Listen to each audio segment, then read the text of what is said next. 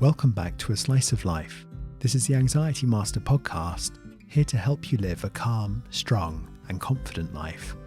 I'm Dominic Decker, a registered therapist and the creator of Anxiety Master. Today, we're talking about a delicate and complex topic, gaslighting, specifically parental gaslighting, a subtle form of emotional manipulation between parents and their children that erodes trust and confidence. We'll explore the characteristics, causes and consequences of parental gaslighting, along with a tried and tested practical method to help you manage, move beyond and restore your well-being in the face of parental abusive behaviour. Fortunately, today's topic won't be directly relevant to many listeners. However, many of the principles and ideas I'll discuss are applicable to instances of gaslighting from those we may want to rely upon and trust. So, I hope there's something of general interest in here to you. And of course, remember to share this content with anyone who may find it helpful. So, to begin unravelling the intricacies of parental gaslighting, well, have you ever had your confidence and trust in yourself and others abruptly shaken? Perhaps a time when you're unfairly blamed, or a close friend questions your honesty, or a trusted ally appears indifferent when you're clearly upset, or you feel betrayed by someone you never dreamed would let you down. Incidents like these can be unsettling, fostering self-doubt and undermining belief in yourself and others. And circumstances become even more tangled when the source of distress derives from precisely the people you'd most hope to rely upon for dependable care and support. In many cases, this means your parents. Parental gaslighting pitches you an unnerving curveball to test your instincts and emotional ability to step back and gain a clear-eyed perspective on how and when manipulative behaviour is embedded into the parent-child relationship. We all have an intrinsic understanding of our parents' profound influence on our psychological development, worldview, and sense of identity. So when parental manipulation sparks doubt and self-scrutiny, it can ignite a disturbing conflict that strikes at the heart of who we are. So we want to cover a comprehensive overview of parental gaslighting, along with a tried and tested method to immunise and heal yourself from avoidable parental harm. So first, we'll cover the lowdown on parental gaslighting, understanding what it is, unpacking it and why it occurs, recognising the key indicators, and also coming to understand some of the pervasive consequences, the ripple effect of parental gaslighting. And then we'll look at it through the personal lens of one man's journey to overcome his mother's gaslighting. And then after exploring these complex dynamics, you'll want to equip yourself with tools to navigate and heal from this form of manipulation. As a mental health professional with years of experience in therapeutic work, I've developed the STAR model to help individuals confront and transcend the turmoil of parental gaslighting. Or by recognising the signs of parental gaslighting and actively working to rebuild your composure and confidence, this method will empower you to regain control and heal from the emotional wounds inflicted by parental abuse. So now let's take a closer look to understand parental gaslighting. Well, gaslighting is a technique of psychological manipulation. Its purpose is to sow doubt in a victim, causing them to question their memory, perception, or sanity. This deceptive tactic uses denial, diversion, contradiction, and misinformation to unsettle victims and invalidate their beliefs. The term gaslighting originates from the 1938 play and later film Gaslight, where a man manipulates his wife into questioning her sanity in order to keep her captive. Parental gaslighting adopts various forms. Parents may either unintentionally or intentionally gaslight their children in several ways. All these include denial of reality. A parent might refute an event that the child distinctly remembers. For instance, a child might recall their parent shouting angrily at them. The parent might then respond, "I never raised my voice. You're remembering things wrong." It could be dismissal of emotions. Or parents may downplay or disregard their child's emotions. If a child is upset and expresses their feelings, they might be accused of being overly dramatic. Then we have invalidation. A parent might negate a child's perspective. They may insist the child is mistaken about their perception of an event, eroding their confidence in their judgment. Then we have shifting of blame. Or parents may project their inappropriate behaviour onto their child. They might say, "I wouldn't have to raise my voice if you just listened to me the first time." And then we have trivialising. And parents may have belittled a child's experience or accomplishments, making offhand comments such as, well, anyone could have made that team. So why does this occur? Parental gaslighting can be attributed to various causes stemming from the parent's emotional complexities, psychological well-being, and upbringing. Well, here are some potential factors that lead parents to gaslight. Desire for control. Gaslighting is often a means to exert control over another person, so a parent might employ gaslighting techniques to manipulate their child's behaviour or maintain relationship authority. It could be unresolved trauma, or parents grappling with unresolved traumas or psychological challenges might unconsciously gaslight their child as a coping mechanism, projecting their fears, insecurities, or beliefs onto the child. Next is narcissism, or parents with narcissistic tendencies or narcissistic personality disorder often resort to gaslighting their children to bolster their superiority and maintain their self-image. Perhaps the parent has a fragile self-perception. They might belittle, dismiss, or dispute their child's experiences or emotions to reinforce their self-perception. Insecurity. Well, some parents, driven by their own insecurities or feelings of inadequacy, might gaslight their children to hide their perceived failures, manipulating their children's perception of reality. Then we have emotional intelligence deficit. Or parents lacking emotional intelligence, in other words, the ability to recognise and comprehend their own emotions and those of others, might inadvertently gaslight their children. They may dismiss or invalidate their children's feelings because they fail to understand them. We also have cultural or societal factors. Certain cultural norms and societal beliefs can contribute to parental gaslighting. For instance, in cultures where parents are viewed as faultless, any challenge to this notion can trigger gaslighting behaviours as a self-defence mechanism. And we also have a cycle of abuse, which is where parents who are victims of gaslighting or other psychological manipulation during their own upbringing may perpetuate this behaviour with their children, creating a vicious cycle of abuse. So these factors may contribute to a parent's propensity to gaslight, but of course they don't excuse or justify the behaviour, because gaslighting inflicts severe emotional and psychological damage on a child and is considered a form of abuse. So what are some of the key indicators of parental gaslighting? Because detecting parental gaslighting can be akin to trying to see the wind. You can't see it directly, but you can observe its effects. Especially when the manipulation is subtle or deeply woven into the parent-child interaction, it's a challenging task to identify it. However, your vigilance to sure signs can unveil this form of manipulation. Well, here are some potential signals. Denial of past events. So imagine a child, now an adult, confronting their parent about hurtful words uttered in the past. But instead of acknowledging this, the parent refutes it, insisting, "I never said anything like that." We also have discrediting emotions.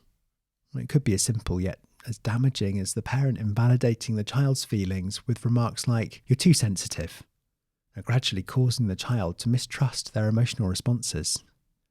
Blame shifting. Or picture a scenario where a parent turns their emotions into the child's responsibility. "Well, I wouldn't have lost my temper if you'd just done what you were told." Distorting reality. A parent might insist that their perspective is the only valid one, subtly causing the child to doubt their perceptions. Undermining confidence. A consistent stream of criticism or belittlement can slowly erode a child's confidence, leading to self-esteem issues and a skewed perception of their own self-worth. Confusion and self-doubt. If the child often feels baffled or frequently doubts their memory, sanity, or perception more than usual, it could be a red flag pointing to gaslighting. Trivialising achievements. Or remember the school recital where the child did their best, but the parent merely remarked, "That was nothing special." Inducing guilt. A gaslighting parent might make a child feel guilty for their everyday actions or emotions. Expressing happiness or pursuing personal interests might be framed as selfishness. And we have emotional neglect. Withholding affection or emotional support can also be a manipulation tactic. The parent may use love and approval as a reward or withhold care and support as punishment, thereby destabilising the child's emotional world.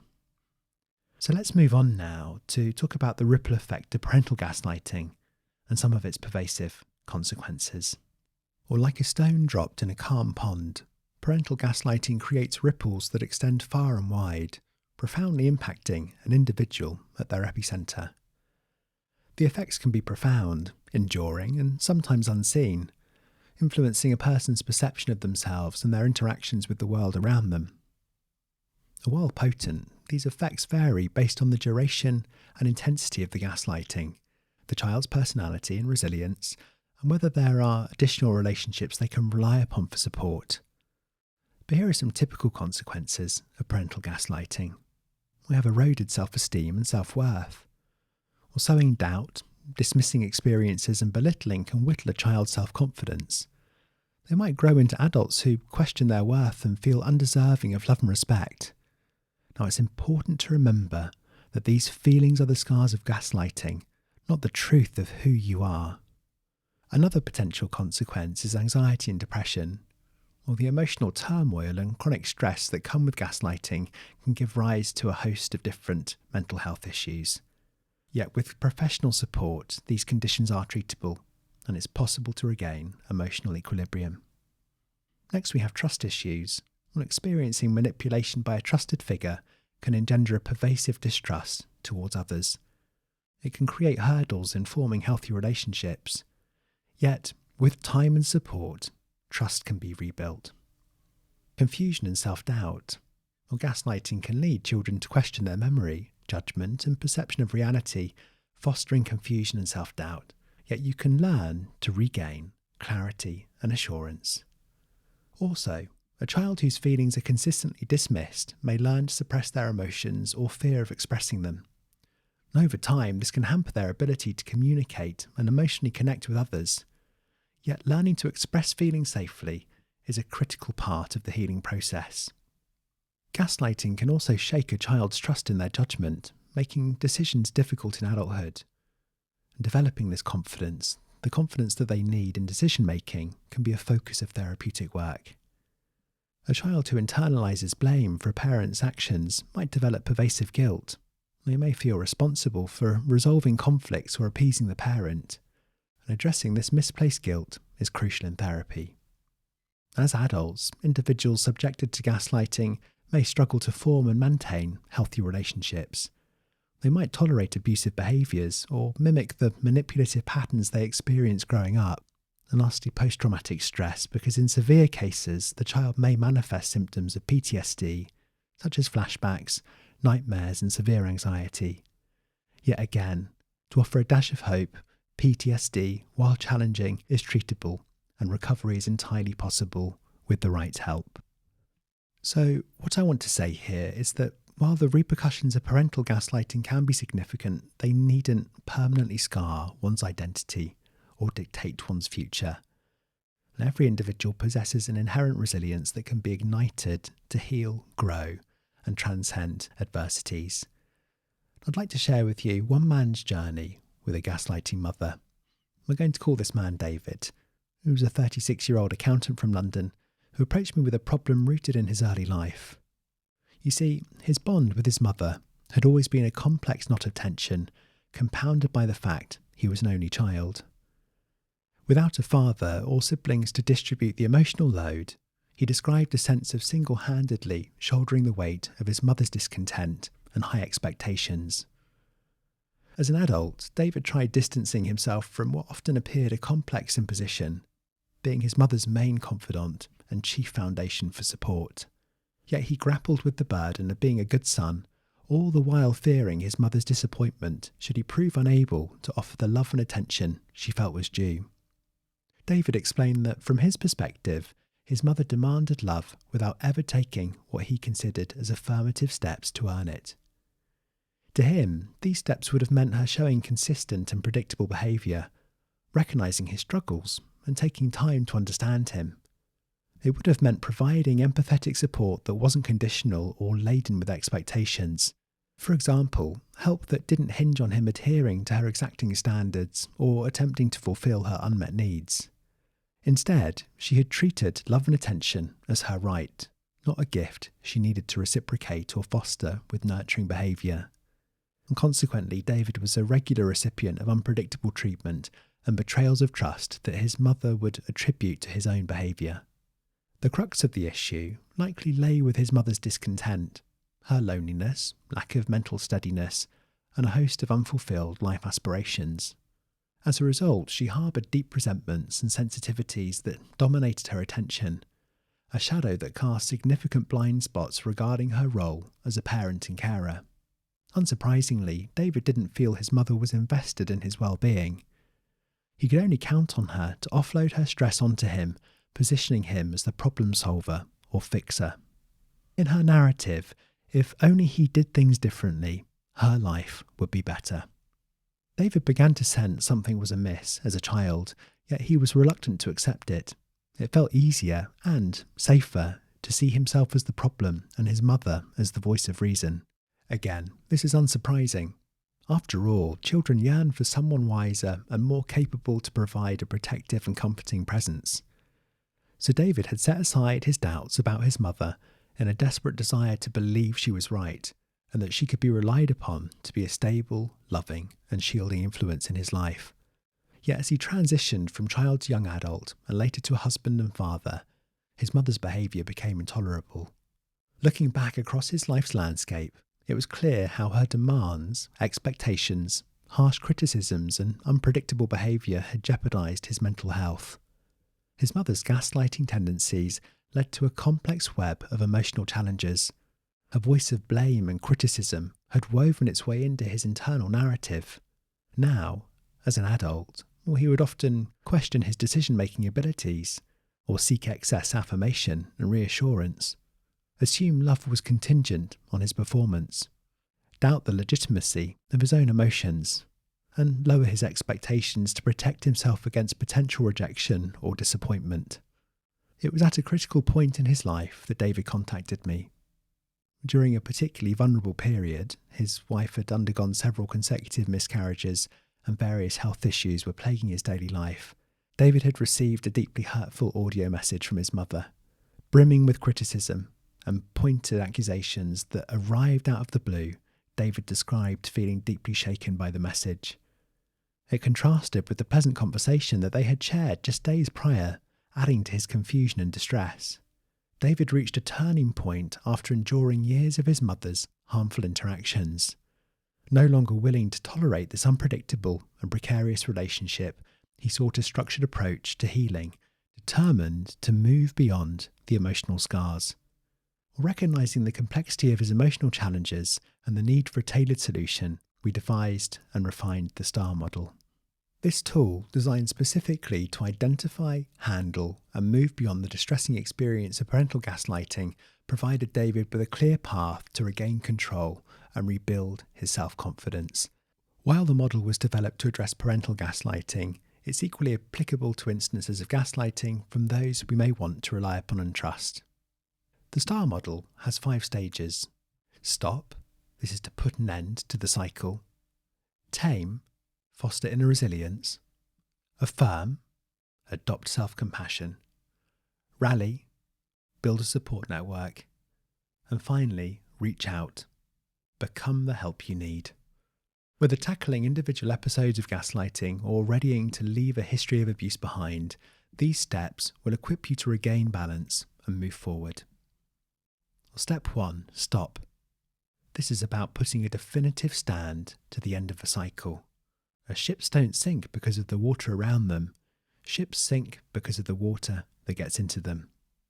So this first step of the STAR model, stop, is a crucial action that represents your resolute stance against inappropriate and abusive gaslighting. From a child's perspective, gaslighting betrays a primary caregiver's nurturing, supporting and protecting role. If parents fall short in these areas, their fault is not yours. And recognising this, you must raise your defences and firmly declare, stop.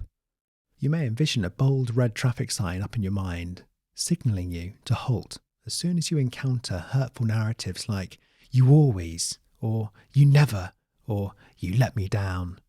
Counter these internally with a resolute stop. You're no longer required to analyse or understand these criticisms if they don't stand up to honest scrutiny. You can discard them. So with this first step of stop, here's a question to consider.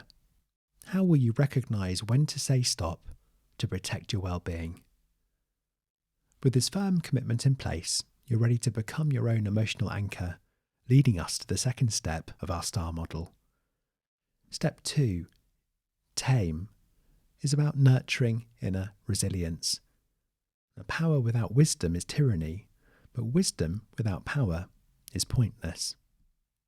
So once you've determined to resist parental gaslighting, it's time to take control over how you talk to yourself. And tame signals an end to rerunning toxic conversations and trying to disentangle complex parental behaviours that don't belong to you. Instead, your focus is cultivating an inner voice of support and encouragement, even if it feels like starting from scratch. A consistent and predictable voice of reason may have been absent for adults confronting long-standing parental gaslighting. As a result, a model for a kind and reassuring inner dialogue may be sketchy. So we want to have a model for what a kind and supportive inner voice may sound like. Well, firstly, it will be affirmative. A kind and supportive inner voice reinforces your self-worth and morale. It uses affirming language that highlights your capabilities, achievements and strengths, such as, I can do this, or I am capable, or I have overcome challenges before and I can do it again. A kind and supportive inner voice is compassionate. It's an inner voice that seeks to understand your feelings and emotions, especially during hard times. It's gentle and non-judgmental, offering comfort such as, it's okay to feel like this, or everyone has tough days. A kind and supportive inner voice is optimistic. It helps you to maintain a hopeful outlook on life. It reminds you that hardships are temporary and encourages resilience and perseverance with thoughts like, this too shall pass, or every setback is a setup for a comeback. A kind and supportive inner voice will be rational. It will be realistic, yet enable you to acknowledge your mistakes or shortcomings without excessive self-criticism. Instead of saying, I always mess up, it might suggest, I made a mistake, but I can learn from it. A kind, supportive inner voice will be motivated. It's an inner voice that helps spur you on to action and encourages personal growth. It inspires and motivates you to move forward, offering statements like, let's try again, or what's the next step I can take? Each characteristic fosters a nurturing, kind, and supportive inner dialogue which can be instrumental in overcoming the effects of parental gaslighting. Instead of responding to the distress of parental gaslighting, learn to tame is about gaining control over your emotional voice rather than letting it dictate your actions. Now, this is particularly challenging when dealing with parental interactions, as parents often know our emotional triggers. However, remaining rational, calm and objective is crucial when confronting parental gaslighting. Although emotions can be a reliable barometer of our internal state, they shouldn't be the sole determinant of our decisions. Uncontrolled emotions can steer you towards unregulated behaviour, such as excessive drinking or overspending, or impulsive actions, creating new problems of their own. So the tame step involves acknowledging your feelings while managing your response. Your emotions inform you, but they don't have to control you. So with the step 2 of tame, here's a question to consider. How will you retain a measured and balanced inner dialogue during and after gaslighting? This paves the way for the third step in our STAR model. The third step in the STAR model is affirm, an action centred around embracing self-compassion. And you may have been criticising yourself for years, and it hasn't worked. So now let's try approving of yourself and see what happens. Recognising your humanity and acknowledging that life is replete with highs and lows, success and failures, is pivotal at this stage. Or when dealing with erratic parents, we need to modify our expectations. Life is everyone's first attempt, and unfortunately, not all parents do an adequate job of it. In these instances, we have to extend understanding and compassion towards ourselves. Now, practicing self-love is an ambiguous concept, so a helpful strategy can be to ask, if I met that younger version of myself in this situation, what acts of love, kindness, and empathy would I extend to them? Or, How would I support a friend going through a similar situation? Imagine the nurturing and protective energy that such a friend embodies. When encountering negativity from a toxic person, reflect on what you might need to establish emotional distance and reduce the intensity of your feelings. This could be taking a moment to breathe and lean into your feelings, and not to be consumed by upset, but to recognise and acknowledge the impact of toxic behaviour and your desire to overturn it. Equally, you might seek to spend time in a serene environment, or engage in physical activity, or spend time with a trusted companion, or write a reassuring note to contradict the content of parental gaslighting. It's often about crafting a mixture of these self-soothing strategies that resonate personally with you. The goal is to engage in acts that acknowledge and honour the impact of your experiences, no matter how fleeting. So here's a question to consider. What self-soothing techniques resonate with you, and how could you integrate them into your daily routine for self-support? With that, we move towards the fourth step of the STAR model. This is to rally, to cultivate a supportive network. In the words of Emerson, the only reward of virtue is virtue. The only way to have a friend is to be one. So this fourth step in the STAR model of rally is underscoring the significance of surrounding yourself with a supportive, affirming social network. Engaging with those who love you, have faith in you, and lift your spirits is crucial. The impact of our immediate companions on our habits, beliefs, and expectations can't be understated. And they shape our behaviour, self-worth perception, and vision of what's achievable. Surrounding yourself with understanding and validating friends can counterbalance the detrimental effects of parental gaslighting. These individuals can validate your feelings and experiences, bolster your self-assurance, and spur personal development. They offer an alternative viewpoint, questioning the damaging narratives imposed by gaslighting and reinforcing your sense of reality and self. Conscious efforts to seek out and nurture relationships with supporting individuals are vital to building such a network. This network could include friends who respect and value you, or mentors who inspire you, or a therapist who provide professional advice. It may also involve participation in online or offline support communities that bring together people with shared experiences. In essence, this step is about creating a nurturing environment that reinforces your worth and potential, in contrast to the toxic environment you aim to overcome. It's an essential step in combating gaslighting and reclaiming your identity. And this prepares you for the final phase of the STAR model. So before this, here's a question to consider. Think about who uplifts you and how will you extend these relationships as a buffer against gaslighting.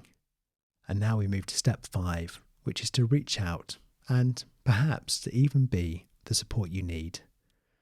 No one is useless in this world who lightens the burdens of another. So this step in the model of reaching out advocates for the courageous and liberating act of becoming the supportive figure for others that you've needed. Well, there may be times when the emotional support we need seems scarce. And during such moments, rallying oneself and reaching out can seem arduous. Still, it can also present an opportunity for growth and empowerment. Drawing inspiration from the saying, to have a good friend, you need to be a good friend. This step encourages us to extend a hand to others, providing them with the empathy, understanding, and support we may have yearned for. This isn't about ignoring our struggles or exhausting ourselves to help others. Instead, it's about validating our strength, competence, and resilience by aiding others. Supporting others often leads us to discover the best within ourselves. In lighting the way for other people, we also illuminate our own path. So this step underscores our ability to cope and offer the empathy and kindness we've longed for, emphasising our worthiness and resilience. It's a potent method of showing ourselves that despite the gaslighting we've endured, we can overcome it and be a beacon of strength and support for those around us. So a final question to consider. On reaching out, how can you extend your empathy and understanding to others and demonstrate your capacity to rise above the gaslighting you've experienced? I hope there's been something of interest and reassurance in today's episode. Just to briefly sum up the STAR model. So to navigate challenging or even toxic situations, remember these steps of the STAR model. Stop the internalization of damaging narratives. Tame your emotions. Affirm yourself through acts of self-compassion. Rally by surrounding yourself with positive influences. And reach out by becoming the support for others that you desire. Each stage in this model is a building block to help you construct a healthier self-perception, away from the harmful narratives you may have been taught to believe. Addressing the impact of parental gaslighting represents a complex process requiring understanding the nuances of your own experiences and emotions. While the STAR model offers a structured path toward healing for parental gaslighting, it's vital to recognise that the journey may present challenges and obstacles. And implementing these steps requires stepping away from many things that you may have become used to. It requires courage, self-awareness and persistence. You may encounter internal and external resistance as you strive to break free from ingrained patterns and build new, healthier ways of relating to yourself and others. It's normal to feel overwhelmed or uncertain at times.